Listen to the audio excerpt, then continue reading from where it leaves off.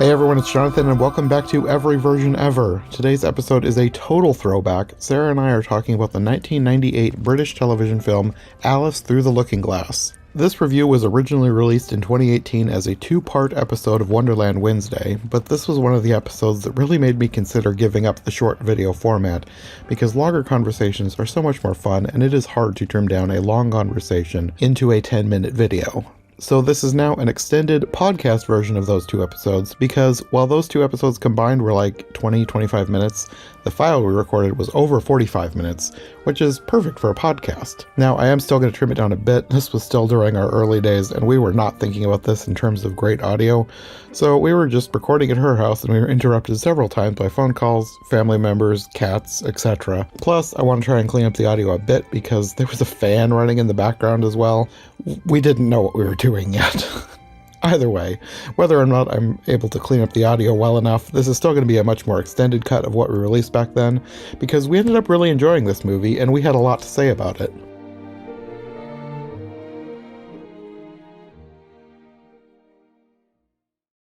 Hey everyone, welcome back to Wonderland Wednesday. Today we're going to be talking about a rather surprisingly good version of Through the Looking Glass. This was a 1998 British adaptation. I believe it aired on Channel 4 over there. It's not BBC, but like when I hear Channel 4 or ITV, I know it's like almost BBC level quality. And I didn't really know that's what it was when I went into the film. I didn't have any idea what this was. But suffice it to say, I think we were both surprised at how much we liked it. Definitely. When I saw the thumbnail, I think maybe we'd watched a tiny bit of something. I don't know. I didn't even know 100% that it was British, I don't think. Mm-hmm. But that becomes evident pretty quickly. It starts out in a way that I didn't really think it was going to be that great, because it was really different. I mean, the set design was good. It has sort of a long, kind of relaxing fairy tale beginning. And when you start watching it, you definitely get a 90s, maybe early 2000s vibe, because it's late 90s and they started out in a modern setting. So that could be a miss more than a hit. Mm-hmm. And it starts out with a mother and daughter. That was the biggest departure, I think. Sort of story time in the bedroom. And the mother goes through the glass instead of the daughter, which seems like, you know, what are you, in your 30s? I wasn't sure how, but even at the beginning, it wasn't bad. No, it wasn't necessarily that it was bad, it was that it was different. The fact that it was a mother reading through the looking glass to her daughter made me kind of question how good this was going to be. And then when the mother was the one who was going through the mirror, it was like, well, we'll see. Also, something that took us off guard is every time we turned around, we saw an actor that we recognized. It was full of people that we knew who they were. We were not expecting this. I was expecting, I don't know, C-list actors that I'd never heard of, but there were a lot of really big-name British actors and actresses in this one. Right away, I noticed that Alice looks like the lady who was in Serendipity, which I'd seen probably probably not all of, years ago, and she pointed that out right away. I looked it up. It was Kate Beckinsale, and yes, it was indeed who she thought it was. So this is really weird. She has different costume changes as she goes into Wonderland. There are different design choices that are just really different, maybe kind of modern, mixed with the old. And you definitely get a vibe for when it was made because of different choices that they make. Mm-hmm. But yet, out of so many versions of Alice in Wonderland and the Through the Looking Glass ones that are peppered in there too, this has to be one of the most true to the book that we have seen, that quotes so heavily from the book, and may have even included a scene that didn't even make it into the book There was a scene towards the end, we'll get to it later, but there was a scene that they had found that Lewis Carroll had cut from the book. So I think they have included it now in like annotated versions of the book, just as a little interesting footnote. But they put it back into this film version, and I found that interesting. They kept a lot of the wittiness. It was actually a funny version. Mm-hmm. She gets into the glass, and you have the whole scene with Mind the Volcano, and then you notice two more characters, the White Queen and King. Yes. I recognize both of them. The White Queen is Penelope Wilton, who I recognized her from more than one place, but the main one that I recognized her from is Doctor Who, where she played Harriet Jones MP in multiple episodes. One of my favorite recurring Doctor Who characters. And then we also recognize the White King as Geoffrey Palmer, who played Lionel in As Time Goes By, one of our favorite Britcoms from when we were younger. Well, used to watch it. Still a lot of funny stuff in there. And yeah, once you see him in that Britcom, you never divorce him from that. It's always, oh, there's Lionel in this other thing. Yes, exactly. That's happened to me multiple times. And he has such a distinct face and way about him that he's very memorable. Then as she is supposed to, she ends up in the garden. This version had so many beautiful flowers in it. So that is one of my highest praises for it, as Jonathan is not surprised to hear me say. They did have the flower people. A very different version of the flower people. I do not approve. This was an interesting take. These flowers, they were wearing clothes, but they needed a few more petals. And in the book, the flowers do have attitude, as do most of the characters. But these ones were almost like catty runway models. Is that the right way to put that? Maybe catty runway models or mean high school girls. Something very cliquish and talking down to Alice. Which is sort of true to the book, but that they took it to an extreme. That vibe of bully girl, just like, that bothered me. It's not that it was absolutely wrong. It's just that those kind of people bother me. So yeah. Then she does run into the Red Queen, as she is supposed to, but the Red Queen looks like some fashion designer, maybe? I kind of thought she looked like maybe something that Lady Gaga would wear in her later years. I said little do we realize that's Lady Gaga's grandmother. It looked like she was wearing a dress made out of fruit roll-ups.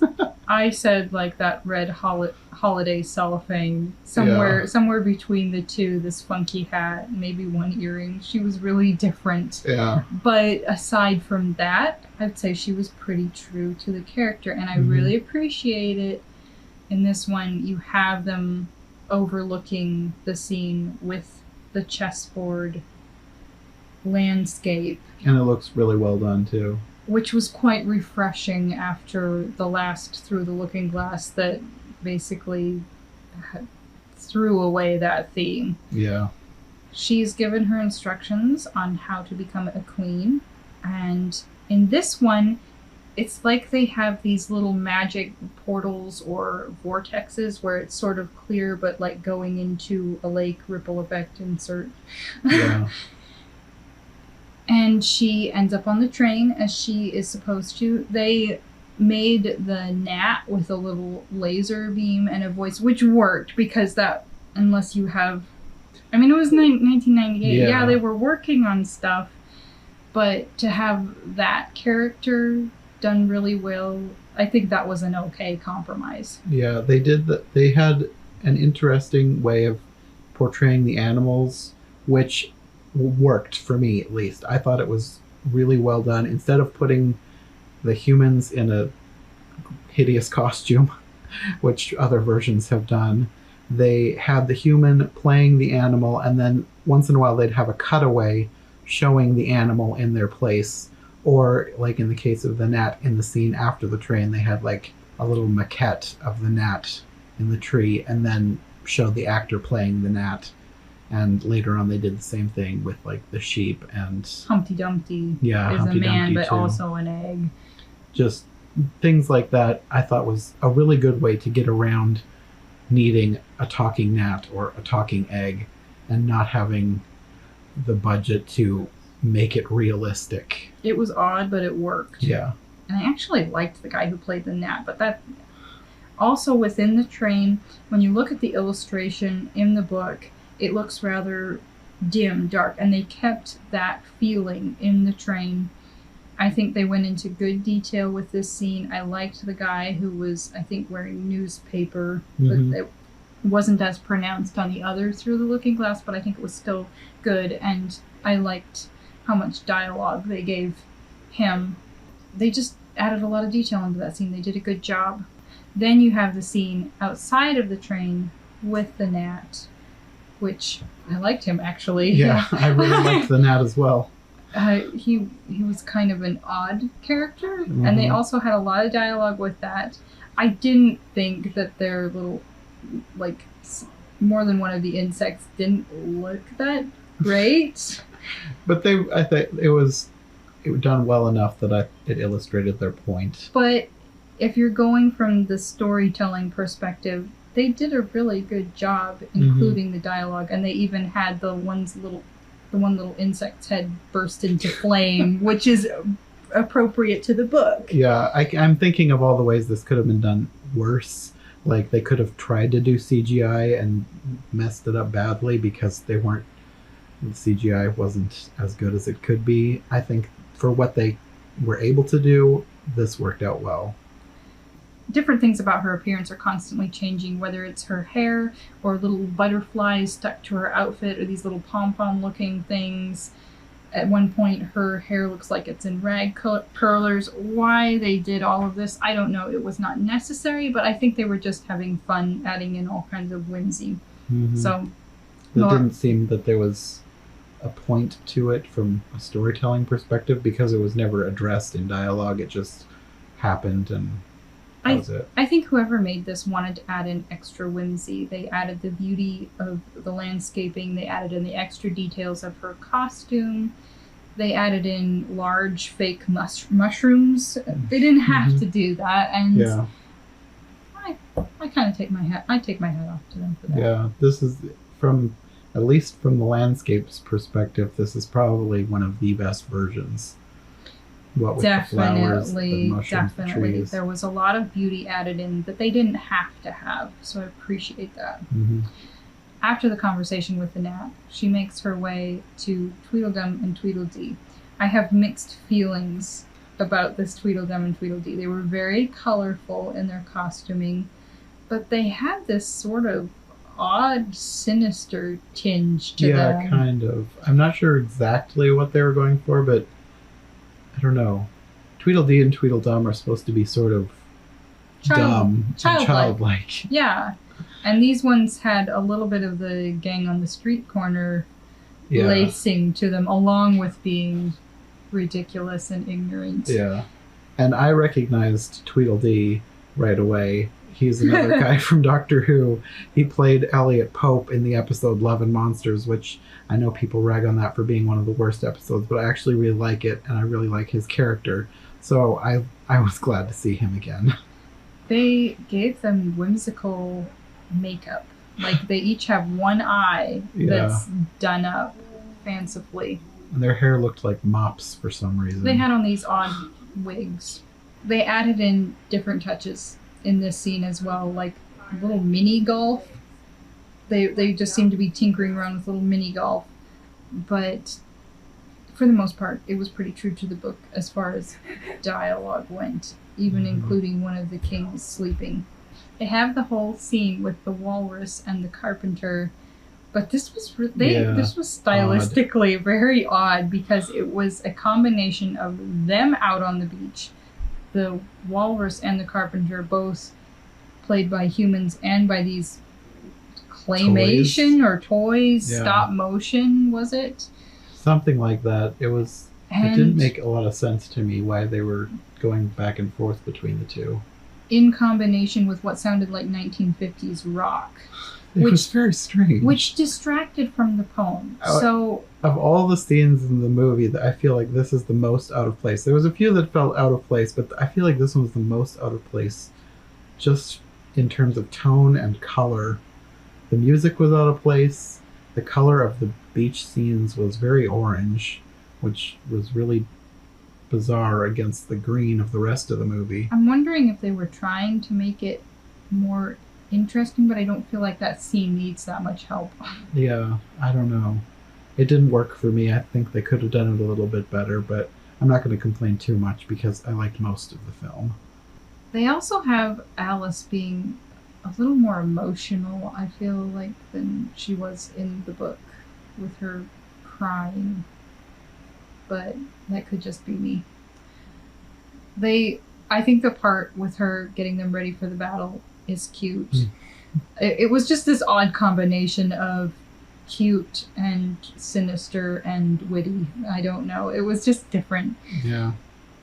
After this, she moves on to a scene where she's in a building, which I do not believe is true to the book.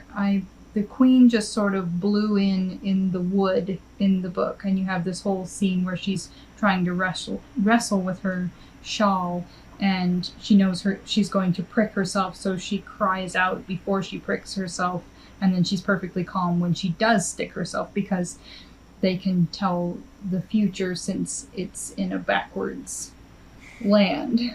Yeah. They know the past and the future. It's a forward-working memory. Nothing neeny, it's just Wonderland.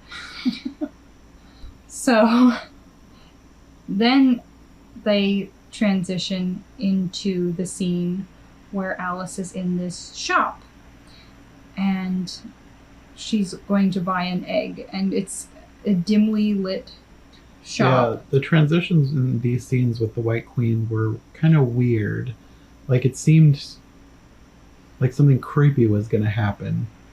Like, but it was better than the other one that we watched. This is, I don't know, just okay. The camera movements, the lighting. Here's the thing. From my memory, and it's been a while since I read this scene, this was just an odd part, period.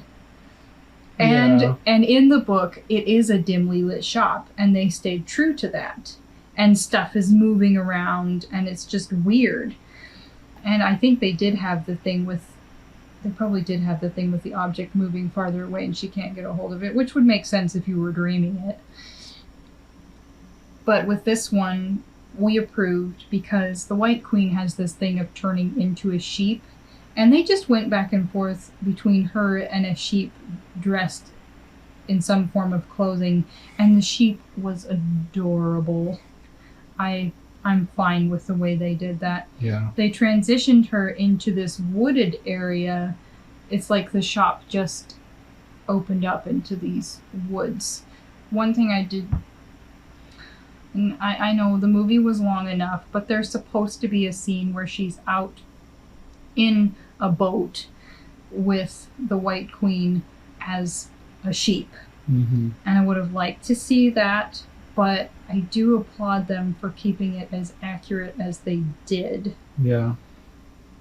Then, after this, she has the scene with Humpty Dumpty. And it's quite true to the book. And they even had the poem of the Jabberwocky, which it had the one instance of not the greatest CGI, but they kept it very brief, so you couldn't see it very well, which, if you're going to do CGI and you don't have a big budget, keep it as brief as possible, because the longer something's on screen that doesn't look very good, the more it makes your film look bad. So if they had to do it, I'm glad they kept it as short as they did.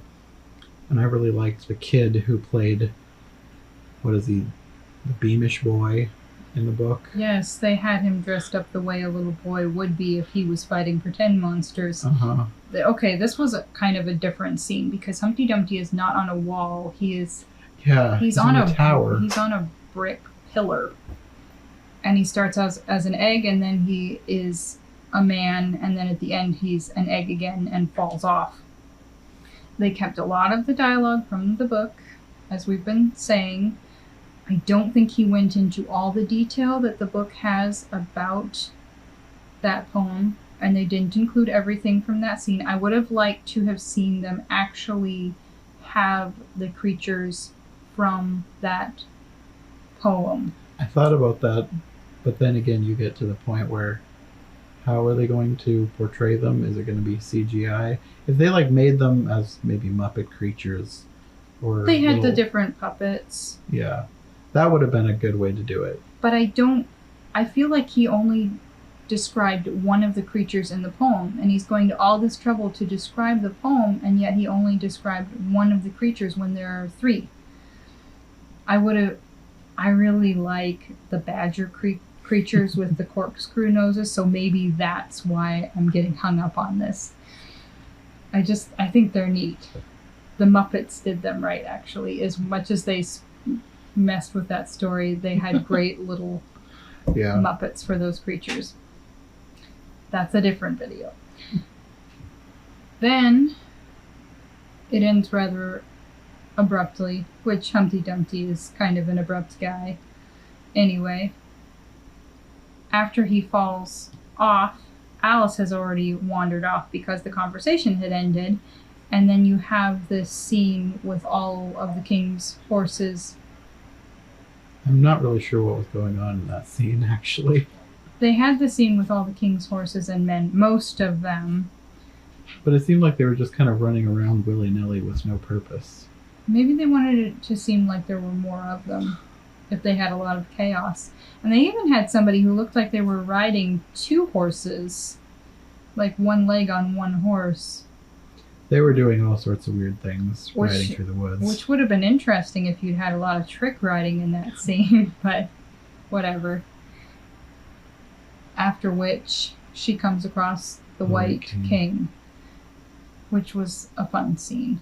I really liked him as the White King. Well, we like the actor, so that made it a lot better. But the role is supposed to be, dare I say, cute, and he did a great job portraying the character, and without being his understated way was just great with this character, delivering these quirky lines.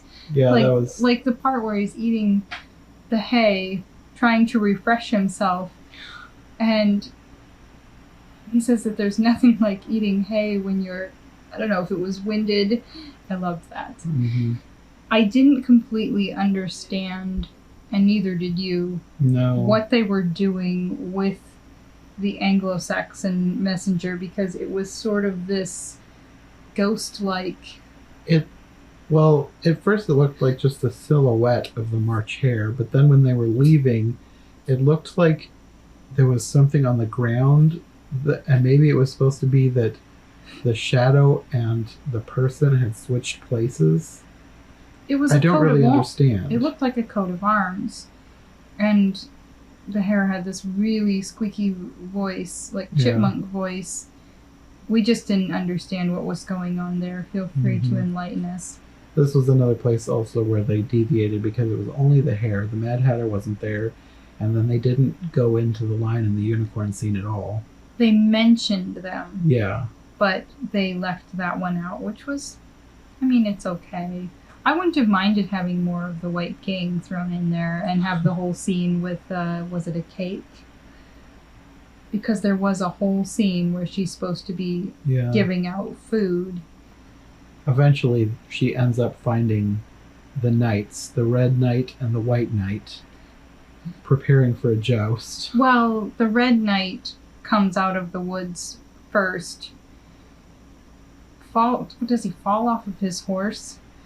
And then there's this sort of awkward moment where he looks like he may have hurt himself in a personal area.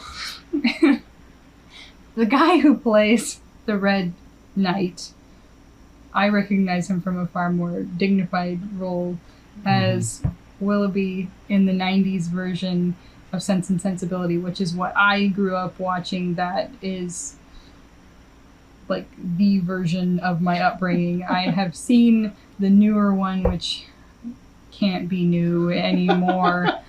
But as far as Willoughby's, he is the Willoughby. It's kind of like Mr. Darcy, that the guy from the 90s, oh man, what's his name? Colin Firth. He is the Mr. Darcy. Greg Wise is the Willoughby. But this was a very silly role where he says he's capturing Alice and the White Knight comes out and they duel, and then you go into the whole scene where Alice is following along with the White Knight through the woods. And the White Knight is played by Ian Holm, another huge British actor. Bilbo. Yes, Bilbo Baggins in The Hobbit and Lord of the Rings. If he seems familiar, that's probably why, if you're an American. Yeah. I mean, he's been in lots of other things too, but I'm sure. The big one we know him from is Bilbo. And I was rather struck watching this, just how great his accent is. It reminded you of Peter Sallis. Yeah, he sounded a lot like Wallace from Wallace and Gromit. And the characters are kind of similar too, both strange inventors. Which accent is that? Sasha could probably say. I don't know. We'll have to get Sasha on as a consultant. Because Last of the Summer Wine had people with Yorkshire accents, but I don't think that his was necessarily Yorkshire. I think it might have been a little bit different. Anyway, that's another rabbit trail. The scene with the White Knight, I applaud them, because I have seen it where that felt like it went on forever. And I was afraid that was what was going to happen with this one. But for the most part, no. Yeah, he's such a good actor that it didn't feel strenuous at all. He was rather charming. The White Knight is supposed to be this gentle, benign character, and he did a great job. The scene with the poem of the old man on the fence. If anything went on too long, it was the poem, but even he carried. That didn't feel like, I don't think I felt like that went on too long. It was kind of strange, though. With this one, instead of a 1950s rock vibe, this felt like 20s, 30s. Yeah. They went to black and white. The old man looked like he was wearing lipstick. Yeah. Just the dark lips. They weren't making him look like a girl or anything. I think what it seemed to me was that they were trying to go for sort of a silent movie vibe at the beginning. They did have some talking later on. Yeah, maybe kind of like an old radio type of talking, and stylistically it was just odd, but it wasn't horrible. Yeah, and it worked better than the 1950s Walrus and Carpenter scene. It was it still felt kind of out of place, but it worked better than that one. Yeah, he was just really cute. She watches him go off by himself, waving her little hanky after he has walked her as far as he was going to. The next scene is the one that they added it back in, because originally, I actually went and read about this after we watched the movie. Lewis Carroll had written this scene, and I think it was his publisher didn't really care for it, and he thought that if he wanted to cut the book down a little bit, he should get rid of this scene. So they only had mention of this scene called The Wasp in the Wig in like a letter of correspondence. But I think in the 70s, somebody found the original document. So now it's kind of being included in different versions as sort of a supplementary material. I thought it was interesting. Yeah, it was a good scene. This was another one where you start out with a prop of an insect and then it's an elderly man playing the part of the insect. It had some clever dialogue and a really crazy wig that didn't look like it fit into it, but you find out that's really part of this poem. Mm-hmm. The poem, as far as I've read, was apparently based on the saying, "A bee in a bonnet." Really? So yes. A wasp in a wig? Yes. Anyway, did we have anything else to say about that scene? I liked the Wasp. I liked the guy who played him. I thought it was a cute scene. It was not like a necessary addition, but if they're going to add in a scene that's not in the book, I'm glad they chose one that the author actually wrote. Oh, definitely. I think it's interesting that not only do they include so much dialogue from the book, but they even added extra in from the author. So I applaud them for that. And it was an interesting scene. And it had some cute, clever dialogue in it. Mm-hmm. A little bit about stealing sugar. No brown? Anyway. After the Wasp, she finds herself back with the Queens. And there was a little strange transition here where it looked like she went through a bounce house. Yeah, what was up with the bounce house? I don't people? know. It was just like 3 seconds. Or should we say bouncy house? It was, It was probably more like a bouncy castle, which is how the Brits refer to them. So maybe that had something to do with it. Somebody was getting creative once again. Then they were on swings, which I do not recall from the book at all. Then they were standing rather than sitting and testing her, and yet they were also both wanting a nap. They were kind of going to different locations, like scenic locations. I thought it was really cool where they ended up. Weren't they swinging in what looked like a very aged relic of a church? Yeah.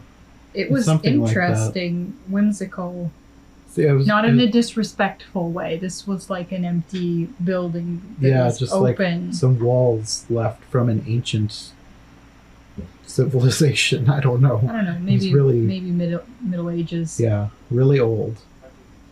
I liked the scene. I thought it looked really cool where they had them. It wasn't exactly true to the book, but I liked the location. If you're anyway. going to diverge. If you're going to diverge from the book, this was an okay way to do it. Yeah. Next, we have the party. And before we get to the party, there was an interesting transition. And not even interesting, just weird. This bothered me. This was the most out of place thing, I think. You had different scenes in this movie where I don't even know how to describe it. Almost like a weird dreamlike creature coming through the woods, like when you're thinking about the Jabberwocky. Yeah. And in this scene, there are all of these fast-paced shots. Yeah. Dark shots. Like they took the camera through a tunnel, a dimly lit tunnel, and then sped up the footage really quickly so it looks like you're zooming through the shot. But it was creepy. I found it disturbing. Not Hitchcock disturbing necessarily, but I didn't like it. It was it was actually creepy. Very out of place. Even more so than the Walrus and the Carpenter scene. Also, before she even gets into this building, you have what looks like a toucan peeking out of the hole. Yeah. Talking to her, but it's not moving. And then, she's trying to get in, she's ringing the bells, and you have this frog that sounds like a creature out of a sci-fi movie. Yeah. Or really somebody weird. Calling you up for ransom. Yeah. I was thinking of it as a voice modulator, so somebody calling up for a ransom is a very fitting way of putting it. Yeah. Dark and creepy. After the strange transitions, like there's multiple transitions to nothing. There's transitions to transitions. It made so little sense. Then she's at the party, which is also very strange. I mean, But the party's weird in the book, but this is, I don't know. This is not the worst party that I've seen. That's true. For this scene. The lighting was different, but it wasn't bad. It just had a lot of weird scenes and a lot of, I don't know, frantic, sped up action. They included the sheep again. I was okay with that. That was cute. The scene was fine. It was just, I don't know. I felt like it could have been done better. They had her being introduced to food and not really getting a chance to eat. And then she's supposed to get up and give a speech, I think, and she ends up floating in the air. And at some point, she's fed up, but you don't have her shaking the Red Queen and waking up to the kitten. You do have her pulling the tablecloth. Mm-hmm. And then I think that's where she ends up on the floor. Like, was she pulling the bed? Was she pulling the blanket off the bed? I don't know. She seemed like she'd fallen off the bed and was entangled in the covers or something. They just had her waking up in a slightly different way from the book. And then she's... side note, in the book, she says that she is 7.5. They do not make her look like she's 7.5, and she acts like an adult throughout the whole film. I think this was supposed to be another case of she's dreaming this. She has been reading this book to her daughter probably for years, and she has everything memorized to a T, and this was probably her brain turning everything into her dream. But they didn't make it seem weird. Yeah. It would have been disturbing if she had tried to act like she was 7.5, but the way they did it was... It just made it another interesting little bit of dialogue that happened instead of a strange plot point. Right.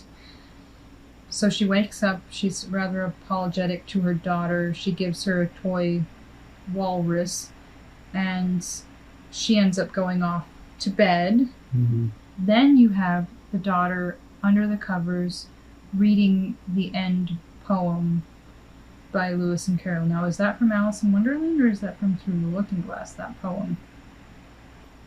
I think the poem was from Through the Looking Glass because it was used in the other adaptation that we watched. But I feel like they used it in 80s one, too. Either way, it's a Lewis Carroll poem. They end it with the daughter reading a Lewis Carroll poem that wraps up the story. Mm-hmm. And we've heard it in probably more than one Alice film at this point. I think that was a clever way to end that. With the direction that they took the film that was so different in the real life portion, that was a rather whimsical way to end it. All said and done, I told you that I liked about 85% of the film, which is something for these films. Yeah, and I said that sounds like a pretty good percentage. I think I agree. There was some stuff that could have been done way better, but other things they did really, really well. And all in all, this is probably one of my top favorite adaptations so far. This is probably the best, specifically Through the Looking Glass, that we have seen so far. Yes. Blew away our expectations, mm-hmm. but our expectations were low. So yes. It was very interesting and clever and whimsical, and so much of it was what Through the Looking Glass was supposed to be. All in all, I 85% recommend it. Thanks for listening to Every Version Ever. If you like what you've heard, make sure to subscribe on your preferred podcast platform or to our YouTube channel. Make sure to follow my co-hosts as well, and if you want more content from us, check out one of the other podcasts in the iHeart Movies Podcast Network, or check out my brand new Patreon. My link tree, as well as any other relevant links, will be in the description. We'll be back soon with another brand new episode, so thanks for listening, and we'll see you next time.